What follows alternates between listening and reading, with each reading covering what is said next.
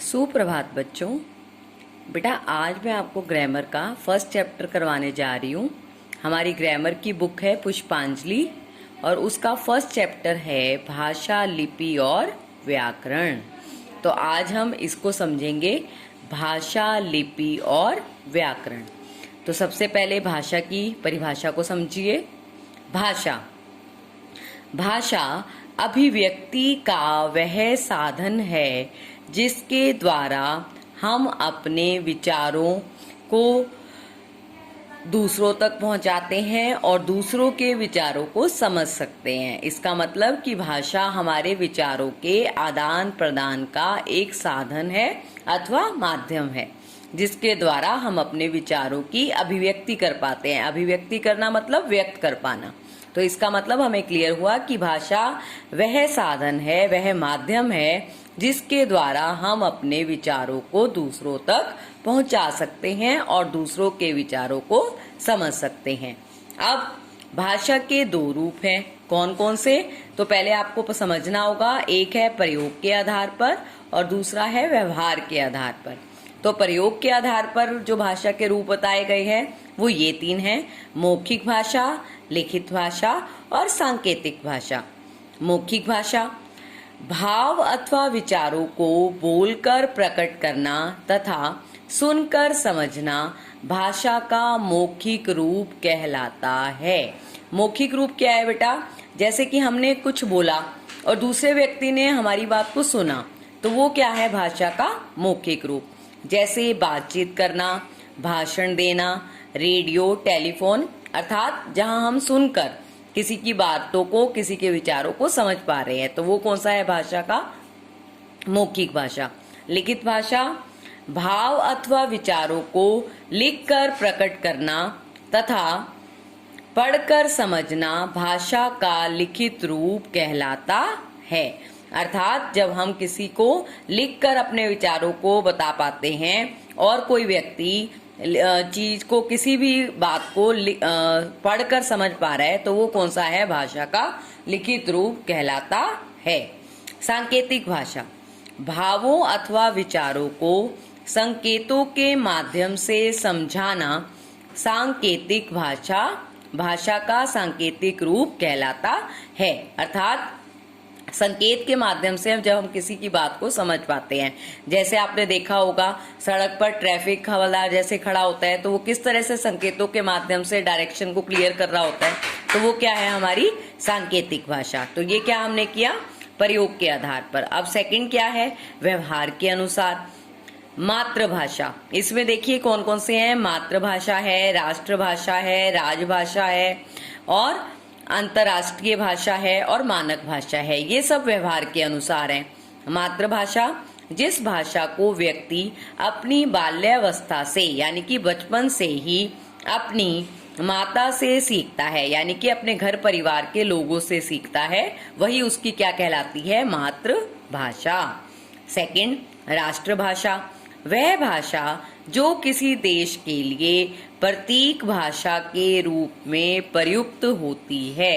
अर्थात किसी देश के अधिकांश निवासी जिस भाषा का प्रयोग करते हैं वही भाषा उस देश की राष्ट्रभाषा कहलाती है। अर्थात राष्ट्रभाषा कौन सी हो गई? जो देश के अधिकांश नागरिक जो है, ज्यादातर व्यक्ति प्रयोग कर रहे हैं, वो भाषा उस देश की क्या कहलाएगी? राष्ट्रभाषा। नेक्स्ट है राजभाषा जिस भाषा में किसी भी देश का शासन कार्य किया जाता है वही भाषा राजभाषा कहलाती है। जो समझ लीजिए कार्यालय से संबंधित हो जाती है वही जो है उसकी राजभाषा कहलाती है। नेक्स्ट देखिए अब अंतर्राष्ट्रीय भाषा। जो भाषा पूरे विश्व के स्तर पर बोली और समझी जाती है उसे अंतर्राष्ट्रीय भाषा कहा जाता है। अंतर्राष्ट्रीय यानी कि पूरे के पूरे विश्व से संबंधित जो लोगों के द्वारा प्रयोग की जा रही है वो क्या भाषा हो जाएगी? अंतर्राष्ट्रीय भाषा। मानक भाषा भाषा में एक रूपता लाने के लिए शिक्षाविदों तथा विद्वानों द्वारा भाषा के जिस रूप को मान्यता प्रदान की जाती है। एक रूपता लाने के लिए मतलब उसका एक जैसा रूप लाने के लिए जो समान भाव से एक तरह से प्रयोग किया जाए तो उसके लिए कहा गया है वो कौन सी की भाषा कहलाती है, मानक भाषा। तो इतना सभी को समझ आ गया भाषा के रूप। अब देखिए भाषा के अंग। तो भाषा के अंग बताए गए हैं, एक है ध्वनि, वर्ण, शब्द, पद और वाक्य। ध्वनि क्या है बेटा, जो भी हमारे मुख से निकलती है वो ध्वनि है। वर्ण क्या है, वर्ण भाषा की सबसे छोटी इकाई कही गई है, जैसे अ अनार, आ आम, ई इमली, ये सारे क्या हैं, वर्ण हैं। शब्द क्या है, जो वर्णों का समूह जो है वो शब्द कहलाता है। कैसे, जैसे मैंने बोला र म न, अब ये अलग अलग वर्ण थे, जब हम इनको जोड़ दिया तो क्या बन गए, शब्द। क म ल अब वर्ण था, जब इनको जोड़ दिया तो क्या बन गए, शब्द। अब शब्दों से ही पद की रचना हुई।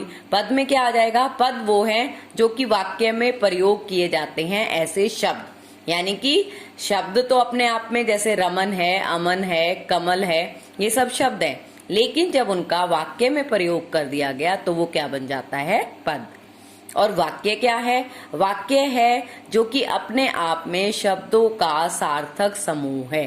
वाक्य का क्या मतलब है, जब शब्द जो हैं वो सार्थक अर्थ को प्रकट करते हैं तो वो क्या कहलाते हैं, वाक्य। तो इस तरह से हमें पता चले कि भाषा के 5 अंग हैं। अब नेक्स्ट देखिए, बोली।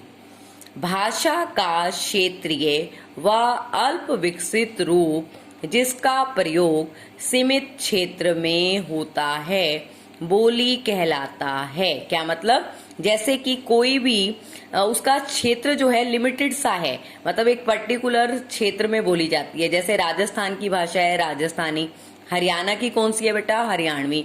यानी कि वो लिमिटेड से एरिया में बाउंड होके रह जाती है, जो कि किसी भी क्षेत्र की अल्प विकसित होती है, जो कि विकसित अधिक नहीं है, कम विकसित है। तो ऐसी जो भाषा का प्रयोग किया जाता है वो कहा गया है बोली कही जाती है। यानी कि जो कि बहुत ही कम जो क्षेत्र में बोली जाती है। ठीक है, नेक्स्ट देखो, लिपि। वर्णों को लिखने के लिए निश्चित चिन्हों वाली व्यवस्था लिपि कहलाती है। वर्णों मतलब ध्वनियों को, ध्वनियों मतलब कि जैसे हम अ अनार, आ आम, ये सारा कुछ लिख रहे हैं, तो आपको इनके लिखने के लिए हमने क्या किया, चिन्ह बना दिए। हमें पता चल गया अ अनार है तो उसको हमने इस तरह से लिखना है। तो अब ये हमने जो व्यवस्था करी है, जो प्रतीक बना दिए, जो चिन्ह बना दिए, इसको क्या कहा गया, लिपि। क्या बोला गया है, लिपि। तो अब हमारी जैसे संस्कृत है, हिंदी है, नेपाली है, मराठी है, इन सब भाषाओं की लिपि कौन सी है, देवनागरी। कौन सी लिपि है बेटा, देवनागरी। तो पता ही है आपको, जैसे अलग अलग भाषाओं की सबकी अपनी अपनी लिपि है, यानी कि उनको लिखने के लिए जिन चिन्हों की व्यवस्था की गई है वो क्या कहलाती है, लिपि। नेक्स्ट देखिए, साहित्य। ज्ञान का संचित कोश। संचित कोश मतलब एकत्रित किया हुआ खजाना, जो मन को प्रसन्न करे, यानी कि जिससे मन को प्रसन्नता प्राप्त हो और समाज के लिए हितकारी हो, साहित्य कहलाता है।